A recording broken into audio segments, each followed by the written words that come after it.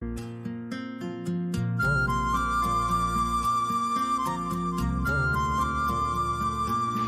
सतयुग को अगर देखा जाए, सतयुग के अंदर सूर्य वंश जिसको कहा, जहां पवित्र आत्माएं परम धाम से जब नीचे उतरती है तो कोई न कोई देवी या देवता का स्वरूप धारण कर लेती है। देव या देवता का स्वरूप, जहां 16 कला संपूर्ण निर्विकारी सर्वगुण संपन्न, जहां मनुष्य के कर्म होते हैं, वहां अकाले मृत्यु कभी नहीं होती है। पूरी आयुष्य भोग करके स्व इच्छा से शरीर छोड़ती थी, और पूरी आयुष्य भोगने के कारण स्वास्तिका में हमने देखा 5000 साल का चक्र हो तो हर युग एक समान है, यानी 1250 साल का हर युग है। और 1250 साल के हर युग के अंदर जहां आत्मा 16 कला संपूर्ण, इतनी शक्तिशाली, संपूर्ण निर्विकारी, मर्यादा पुरुषोत्तम, सर्वगुण संपन्न होती है और उसके कर्म इतने पावरफुल होते हैं, तो देवताओं को कहा गया अमर। अमर का मतलब ये नहीं कि मरते ही नहीं थे, जिसने भी संसार में जन्म लिया उसको शरीर छोड़ना निश्चित है, कायदा है। फिर देवताओं को अमर क्यों कहा गया? हर देवता का भी शरीर छूटा है, हम सभी जानते हैं। श्री कृष्ण का भी शरीर छूटा पारदी के बांध से, तो श्री राम ने भी अपना शरीर छोड़ा, शास्त्रों में ये वर्णन है। तो हर देवी देवता ने भी शरीर छोड़ा है। तो जब शरीर छोड़ा तो फिर उसको अमर क्यों कहा गया? क्योंकि अकाले मृत्यु नहीं थी। पूरी आयुष्य भोग करके स्व इच्छा से कि अब मैंने बहुत साल इस चोले में बिता दिया, अब ये चोला बहुत पुराना हो गया, अब मैं नया चोला धारण करना चाहता हूं, तो स्व इच्छा के साथ सारे परिवार को इकट्ठा करते हैं। जिस तरह आज जन्मदिन मनाए जाते हैं और जन्मदिन मनाने के लिए सारे परिवार वाले इकट्ठे होते हैं, ठीक इसी तरह सतयुग के अंदर मृत्यु नाम का शब्द नहीं है।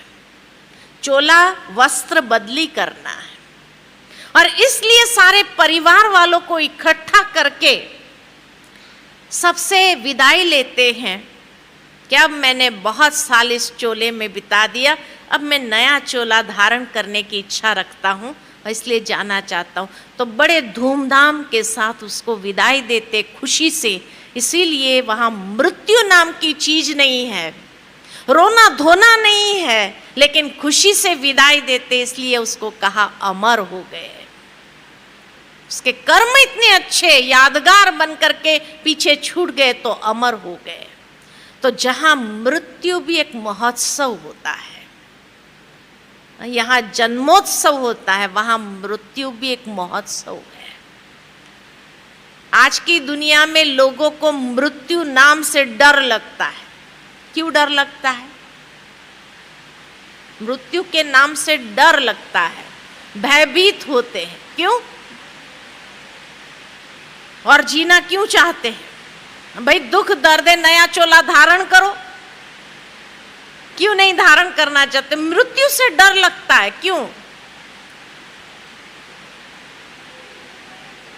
मोह माया के कारण। मोह माया की बात नहीं है, मनुष्य जानता है कि मैंने जीवन पर्यंत इतने अच्छे कर्म नहीं किए हैं, इसलिए पता नहीं अगर शरीर छूटा तो कहां जाके जन्म लेना पड़े,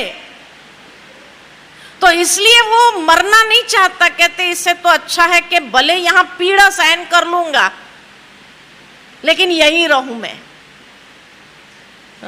डॉक्टर साहब बचा लो मुझे, डॉक्टर साहब बचा लो मुझे, मैं मरना नहीं चाहता हूं, क्योंकि उसको मालूम है कि मैंने जीवन पर्यंत इतने बुरे कर्म किए हैं जो मुझे अच्छे घर में जन्म मिलने की अपेक्षा तो है ही नहीं।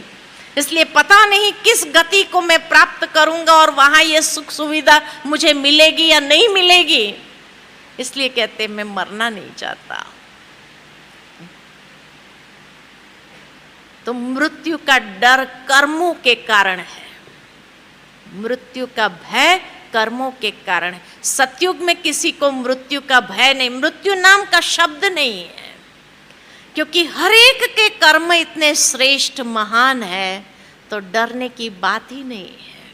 इसीलिए अमर हो गए, हर कर्म अमर हो गया, यादगार हो गया। जो आज भी देवी देवताओं के हम गाथा भागवत के रूप में सुनते हैं, यादगार कर्म लीलाओं के रूप में हम सुनते हैं, है ना।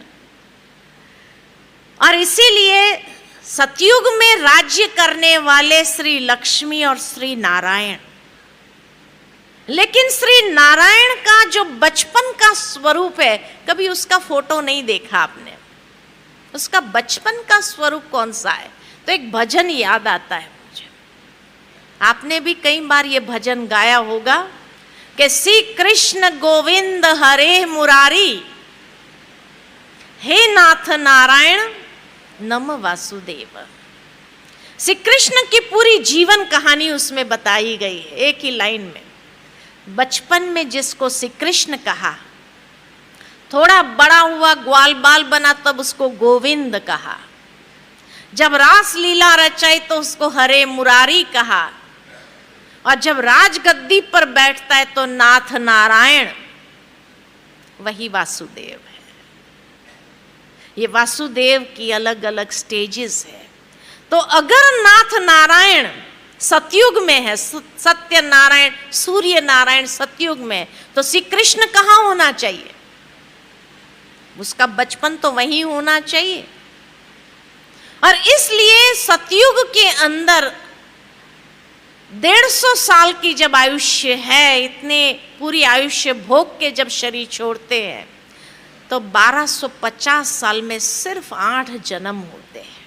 8 जन्म वो भरपूरता से जीवन जीते हैं, पूरा सुख भोग करके जीवन जीते हैं, कर्म श्रेष्ठ। इसीलिए श्री कृष्ण की जब जयंती मनाते हैं ना, जन्माष्टमी, जन्माष्टमी माना 8 जन्म की जयंती मना रहे हैं। We celebrate the birth of Krishna in all 8 births. Janmashtami 8 जन्म की जयंतियां मना रहे हैं, इसलिए बड़े धूमधाम से मनाते हैं, क्योंकि उसका 8 जन्म इतना श्रेष्ठ था। सतयुग के हर जन्म इतना महान था, तो 8 जन्म की जयंतियां मनाते हैं, जन्माष्टमी।